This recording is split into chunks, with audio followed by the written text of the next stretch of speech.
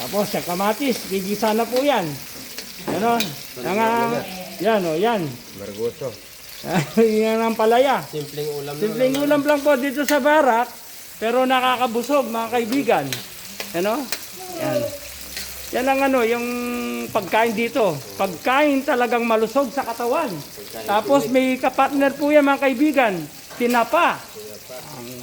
Sangka pa. Oh. Sabi nga ng iba na mahal daw yung tinapa eh. Subukan mong kainin yung 100 mo kung mabubusog ka.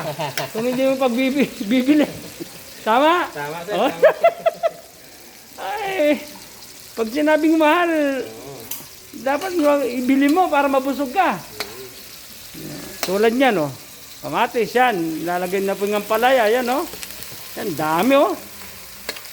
Sarap niyan. Lagyan mo pa ng itlog. Yan. Itlog, yan, oh.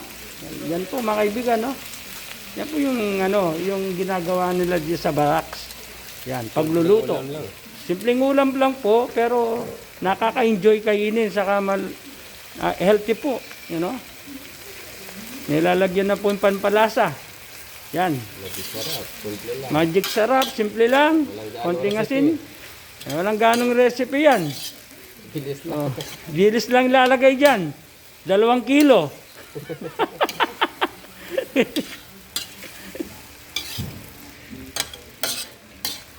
Ano, ito po yung rep nila.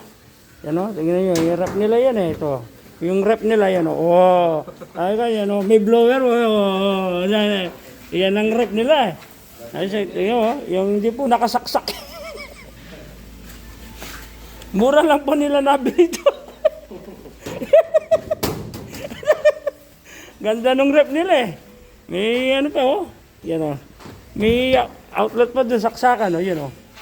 May blower. Ano? Tignan sa raduan nila. Itlog. 3 itlog po yan. Lalagay oh. Dapat 2 lang eh. Ewan ko bakit naging 3 eh. Yan, 3 itlog. Lalagay nila doon. Mga kaibigan. Itlog. Lalagay na po mga kaibigan yung itlog. Yan. Luto na. Ayan na. Ang uwi na yan mga kaibigan. Para kumain na sila. No?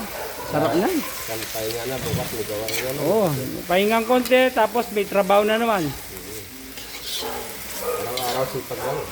Araw-araw sipag lang. Sabi nga eh, luto na po.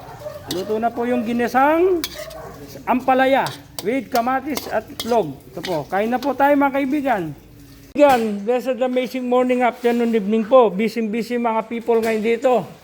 Kanya-kanyang trabaho, may naglalabay, may nagluluto, may nag-ayos ng motor, may nagkakalakal doon na ano, mga kagamitan, may nagse-cellphone, may namimiss yung misis niya.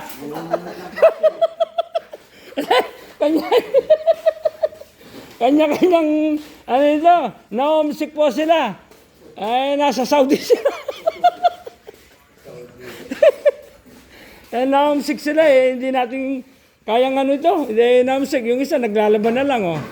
Eh, kahit na walang ganong ginagawa. Kasi